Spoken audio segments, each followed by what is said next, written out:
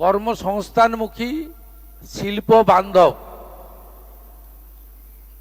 এবং এলাকার পরিকাঠামোগত উন্নয়ন হবে, রাজ্যের রাজস্ব বৃদ্ধি পাবে এবং যে শিল্পকে দেখে প্রচুর অনুসারী শিল্প আসবে।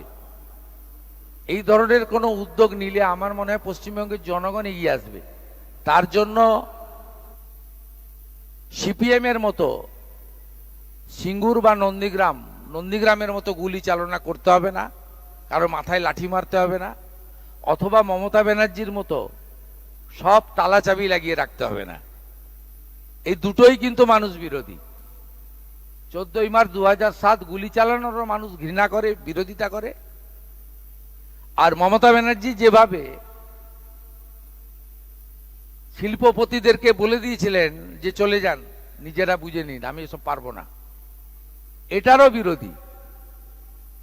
এই সরকারের এই অল্প সময়কালে হসপিটাল নির্মাণ, রেলপথ সম্প্রসারণ, জাতীয় সড়ক সম্প্রসারণ, বিএসএফকে জমি দেওয়া অথবা নতুন কোনো সরকারি পরিকাঠামোগত কাজ করার ক্ষেত্রে আমি নিজে দেখছি পশ্চিমবাংলার জনগণ এগিয়েছে। নির্ধারিত মূল্যে জমি নিজেরাই দিয়ে যাচ্ছেন। তার জন্য কোথাও সিপিএম এর মতো পিঠে গুলিও করতে হচ্ছে না, আর মমতা ব্যানার্জির মতো লাল ফিতার বাঁধনে ফাইলগুলোকে আলমারির ভিতরে লুকিয়েও রাখতে হচ্ছে না। আপনার সদিচ্ছা, আপনার মানুষের প্রতি ব্যবহার এবং গোপনীয়তা না রেখে মানুষের কাছে সবটা সামনে নিয়ে গেলে পশ্চিমবাংলার জনগণ বেকারত্বের হাত থেকে মুক্তি চায়। তারা বিজেপি শাসিত রাজ্যের উন্নয়ন দেখে, কারণ বাঙালির তার সবচেয়ে বেশি পর্যটন প্রিয় বাঙালি, তারাই পর্যটক, ভরিয়ে দেয় দুর্গাপূজার সময়, শীতের সময় এবং সামারের সময়ও চলে গেছে অনেক জায়গায়। দেখবেন সিমলা, দেরাদুন, মুসৌরি ভর্তি বাঙালি। স্বাভাবিকভাবে তারা যখন অন্য রাজ্য থেকে ফিরে আসে আমাদের কাছে বলে যে কি দেখে এলাম, গুজরাট কি করে দিয়েছে, উত্তরাখণ্ড কি হয়ে গেছে, ইউপি কিভাবে দাঁড়িয়ে গেছে, পুনে নাগপুর কোথায় চলে গেছে, এই অল্প দিনে 2 বছরে উড়িষ্যা কি করে দিল, দুটো সিটি এক হয়ে গেছে আপনার ভুবনেশ্বর কটক, আর ভুবনেশ্বর পুরী এক হওয়ার পথে, আরবানাইজেশন, এত ছোট ইন্ডাস্ট্রি জাতীয় সড়কের দুপাশে। তা আপনাদের পশ্চিমবঙ্গে কিছু হচ্ছে না কেন, হলো না কেন? অতএব জমি কোনো সমস্যা নয়, নিশ্চিন্তে থাকুন।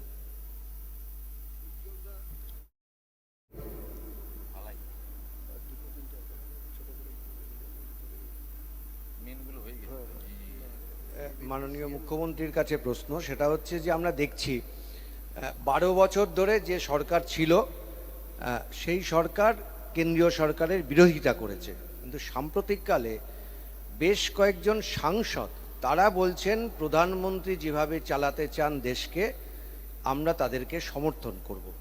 এই সংখ্যাটা 18-19, বাকি সংখ্যাটা এই মতে আসতে কতদিন সময় লাগবে বলে আপনি মনে করছেন? আমার জানা নেই এই ব্যাপারে কিছু, আমি কিচ্ছু বলতে পারবো না, আমার কাছে কোনো খবর নেই, সূচনা নেই।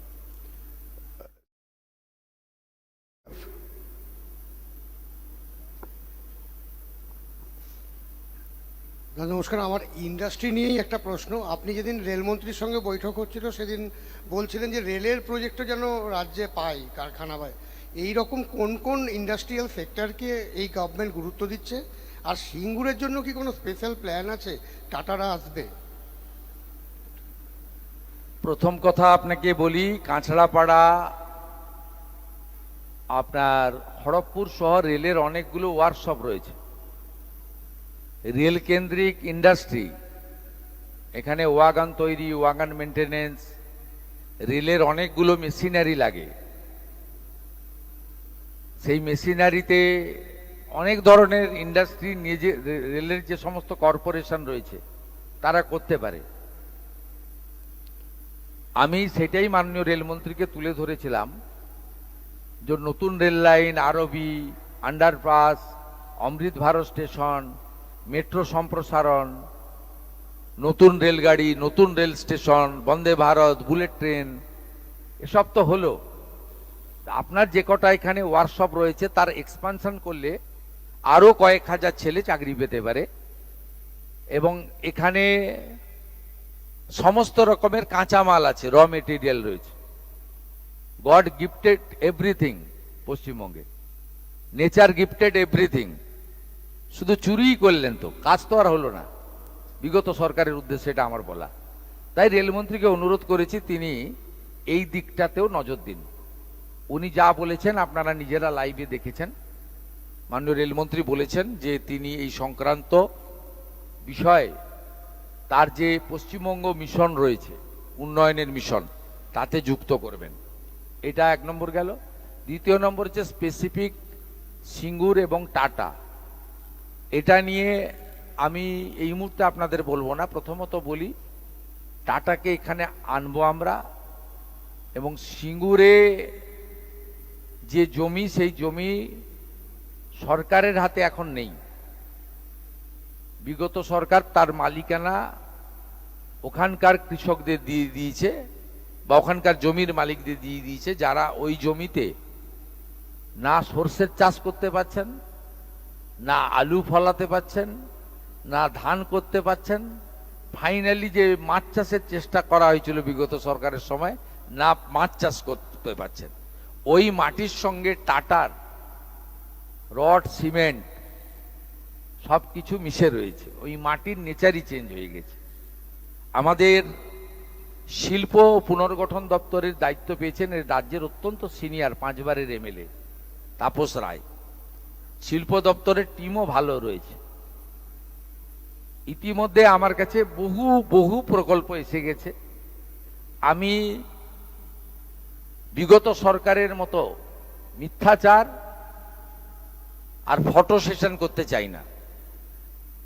আমি এক্ষেত্রে প্রপোজালগুলো খতিয়ে দেখার জন্য শিল্প সচিব বন্দনা যাদবের নেতৃত্বে টিম বানিয়ে দিয়েছি। সংশ্লিষ্ট দপ্তরে মন্ত্রী এতদিন ছিলেন না, গত 2-3 দিন হলো মন্ত্রী জয়েন করে গেছেন। তারা প্রাথমিক ঝাড়াই বাছাই করার পরে, খুব খোলা কথাই বলে দিই, যতগুলো রাজ্য অর্থনৈতিকভাবে এগিয়েছে, শিল্প বিনিয়োগ এর ভিত্তিতেই এগিয়েছে। যতগুলো রাজ্যে বেকার শূন্য হয়েছে, সেই বেকার শূন্য করার ক্ষেত্রে 3 ধরনের প্রক্রিয়া চালিয়েছে তারা। একটা হচ্ছে রাজ্য সরকারের বিভিন্ন স্তরের ভ্যাকেন্সি যোগ্য মেধাবীদের দেওয়া, পুলিশ থেকে শুরু করে শিক্ষক পর্যন্ত। দ্বিতীয় হচ্ছে প্রধানমন্ত্রীজির পিএমইজিপি থেকে শুরু করে, মুদ্রা যোজনা থেকে শুরু করে, ব্যাংকিং এর ক্ষেত্রে রেগুলেশন ঘটিয়ে ছোট এবং বড় ব্যবসায়ীদের ব্যাংকিং সুবিধা পাওয়ার মধ্য দিয়ে এবং বেকার যুবকদেরকে সাবসিডি ওরিয়েন্টেড যে সমস্ত বিজনেস রয়েছে সেগুলোতে সাপোর্ট দিয়ে পিএমইজিপি সহ সেখানে একটি কর্মসংস্থানের দিগন্ত উন্মোচিত করা।